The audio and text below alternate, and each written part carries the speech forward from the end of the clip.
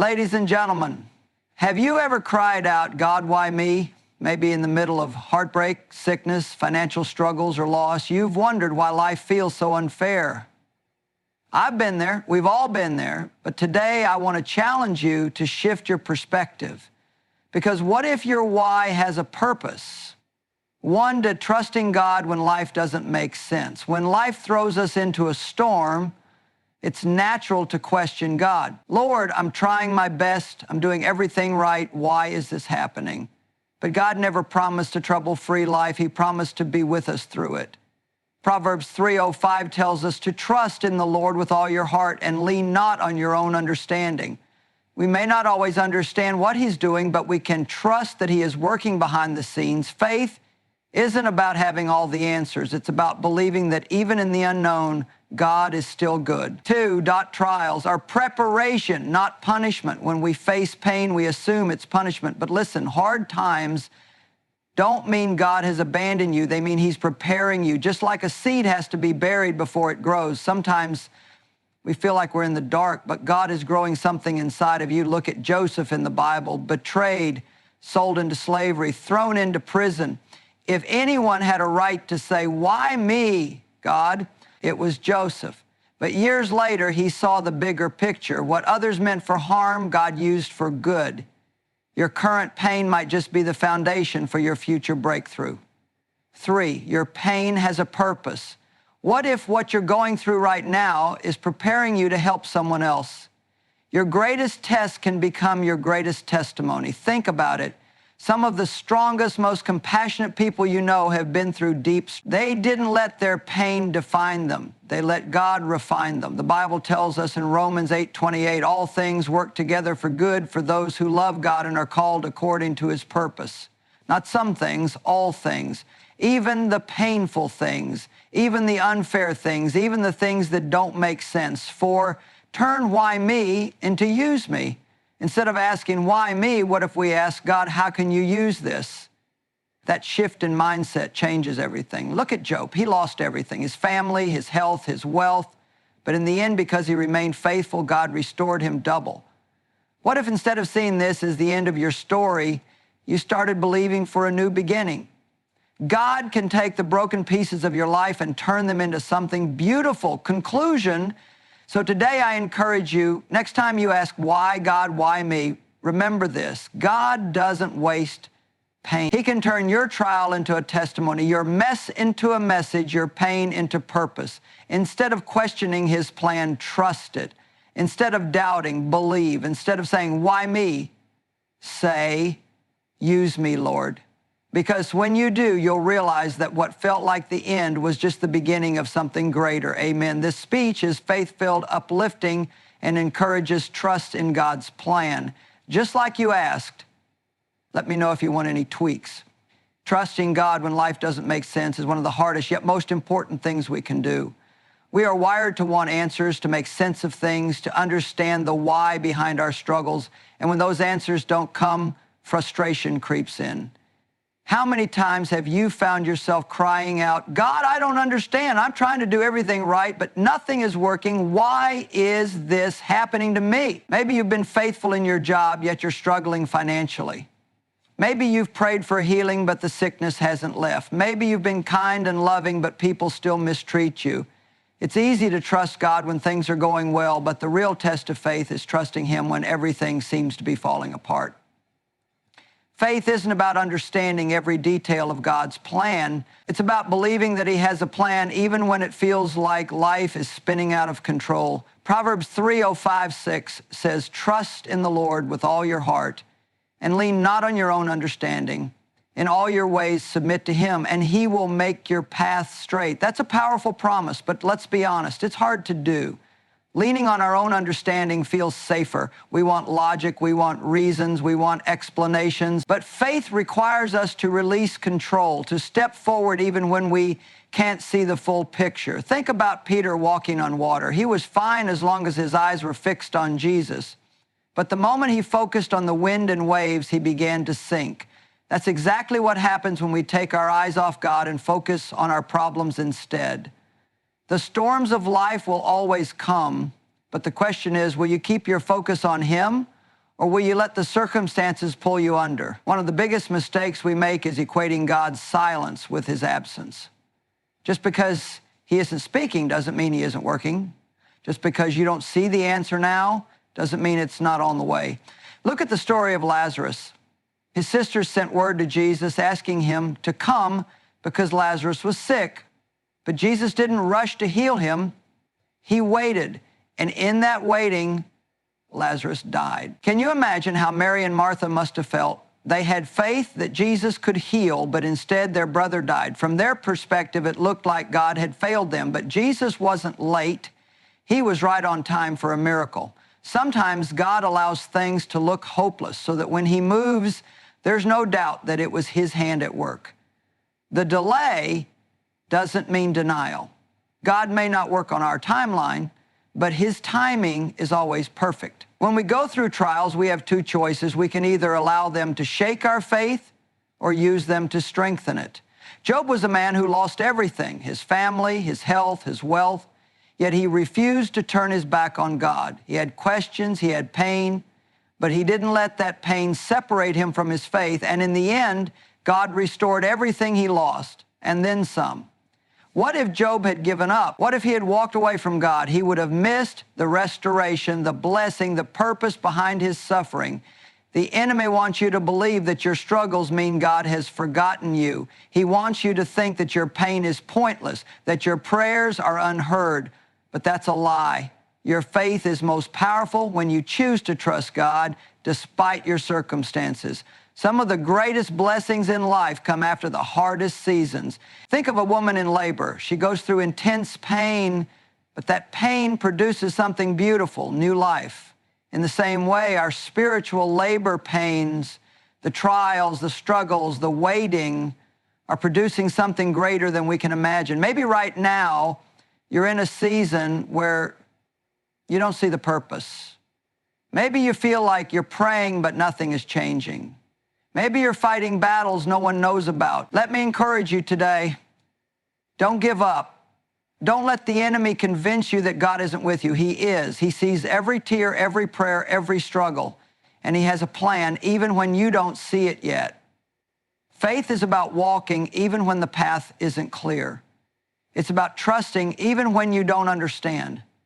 It's about believing that God is working even when it feels like he's silent. And if you hold on, if you keep pressing forward, if you refuse to let your struggles shake your trust in him, you will see his faithfulness in ways you never imagined. So the next time you're tempted to ask, God, why me? Try asking instead, God, what are you teaching me? Because sometimes the greatest lessons and the biggest blessings come from the places where we least expect them. When we face trials, our immediate reaction is often to see them as a punishment. We think, what did I do wrong? Or is God mad at me? But what if our trials aren't punishments at all? What if they are preparation for something greater? Life has a way of throwing us into seasons we don't understand. You might be in one right now, dealing with rejection, financial struggles, health battles, or heartbreak. And in those moments, it's easy to feel forgotten, abandoned, or even betrayed by God. But here's the truth. God never wastes a battle. He never allows pain without purpose. The struggles we face aren't designed to break us. They're designed to build us. Think about an athlete training for a championship. The training is painful, exhausting, and at times discouraging. But the athlete knows that the pain of training is necessary to be strong enough for the victory ahead. God does the same with us. The trials we face are his way of strengthening us, shaping us, and preparing us for the next level. Look at Joseph in the Bible. He had a dream that God was going to elevate him, that he would be in a position of great influence. But what happened next? His brothers betrayed him and sold him into slavery. He was falsely accused and thrown into prison. It seemed like every step of his life was moving him further from the dream God had given him. But in reality, each painful step was moving him closer to his destiny. Had Joseph never been sold, he would have never ended up in Egypt. Had he never been falsely accused, he would have never been in the prison where he met the man who would later introduce him to Pharaoh. And had he never met Pharaoh, he would have never been placed in a position to save an entire nation, including the very brothers who betrayed him. If Joseph had given up in the pit, he would have never made it to the palace. And the same is true for you. What feels like a setback is often a setup for something greater. The hardship you are facing isn't meant to destroy you, it's meant to develop you. Many times God allows us to go through seasons of hardship because He knows what's ahead. If we received every blessing too soon, we wouldn't be ready to handle it. Just like a child can't drive a car until they've matured and learned how to be responsible, sometimes God has to prepare us before He can release the blessing He has for us. Think about David. He was anointed to be king, yet he spent years running for his life, hiding in caves and facing battle after battle. God didn't place him on the throne the moment he was anointed because he wasn't ready yet. The trials David faced were what shaped him into the leader God called him to be. If he hadn't gone through the wilderness, he wouldn't have had the character, wisdom, and strength to handle the responsibility of being king. The same principle applies to us. Sometimes we pray for big things, greater influence, bigger blessings, open doors. But we don't realize that with greater blessings come greater responsibilities. God loves us too much to place us in positions we aren't ready for, so instead of giving us everything immediately, He prepares us through the very trials we wish we could avoid. The refining process isn't comfortable. No one enjoys going through hardships. But just like gold is refined in the fire to remove impurities, we are refined in the fires of life to become who God created us to be. The fire isn't there to destroy you, it's there to purify you. It's there to make you stronger, to deepen your faith, and to equip you for what's ahead. Even Jesus Himself went through trials. Before He stepped into His ministry, He spent 40 days in the wilderness being tested and tempted. If Jesus had to endure hardship before stepping into His calling, why would we think we are any different? Your trials are not an accident. They are not meaningless. God is using them for a purpose greater than you can see right now. And if you hold on, if you trust Him even when you don't understand, you will one day look back and realize that everything you went through was necessary for where He was taking you. So instead of asking, why is this happening to me? Ask God, what are you preparing me for? Because one day you'll see that the trial you're facing now was never meant to punish you. It was meant to prepare you for something far greater than you ever imagined. Pain is one of life's greatest mysteries. It can feel unfair, overwhelming, and at times unbearable. When we go through struggles, our first instinct is to ask, why is this happening to me? We want to understand why we're hurting, why life is difficult, and why God would allow us to experience suffering. But what if the pain you're going through right now has a purpose? What if the very thing you're asking God to take away is the thing He's using to shape you, strengthen you, and prepare you for something greater? Every person who has ever done something significant for God has walked through pain. In fact, some of the most powerful testimonies come from people who have suffered deeply but refuse to let their pain define them. The truth is, pain is often the birthplace of purpose. It is in our struggles that we discover our strength, and it is in our darkest moments that God does some of His greatest work. Think about the most compassionate, wise, and strong people you know. Chances are they didn't get that way because life was easy for them. They got that way because they endured hardships. And instead of becoming bitter, they allowed those hardships to transform them. Pain teaches us lessons that comfort never could. It humbles us, deepens our empathy, and draws us closer to God in ways that nothing else can. One of the most beautiful examples of pain turning into purpose is found in the life of the Apostle Paul. Before he became one of the greatest leaders in the early church, Paul, then known as Saul, persecuted Christians. But after a dramatic encounter with Jesus, his life was forever changed. Paul went on to spread the gospel to countless people, but his journey wasn't easy. He was imprisoned, beaten, shipwrecked, and faced all kinds of suffering. Yet instead of asking, why me, Paul chose to trust that God was using his pain for something greater. In Principal Corinthians 12:9, Paul speaks about a thorn in the flesh, some kind of struggle or suffering that he begged God to take away. But God's response was, my grace is sufficient for you, for my power is made perfect in weakness. Paul understood something that many of us struggle with. Sometimes God doesn't remove the pain because he is using it to display his power in our lives. Sometimes what we see as a burden is actually a blessing in disguise. When we are weak, he is strong. When we are broken, he is the one who puts us back together. And when we go through pain, he is the one who gives it purpose. Think about Joseph. He was betrayed by his own brothers, sold into slavery, and imprisoned for a crime he didn't commit. It would have been easy for him to grow bitter, to assume God had abandoned him.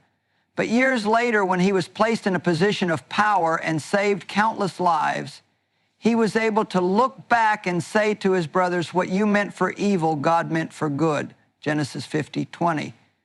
What if the thing that hurts you the most is the very thing God wants to use to help others? What if your pain is not just about you, but about someone else who needs to hear your story? Some of the most powerful ministries have been born out of deep pain. People who have overcome addiction, now helping others find freedom. Survivors of abuse, now bringing healing to others. Those who have faced loss, now comforting the grieving. Your greatest trial could be the key to someone else's breakthrough. Jesus himself is the ultimate example of purpose coming from pain. He was beaten, mocked, and nailed to a cross, suffering a death he didn't deserve.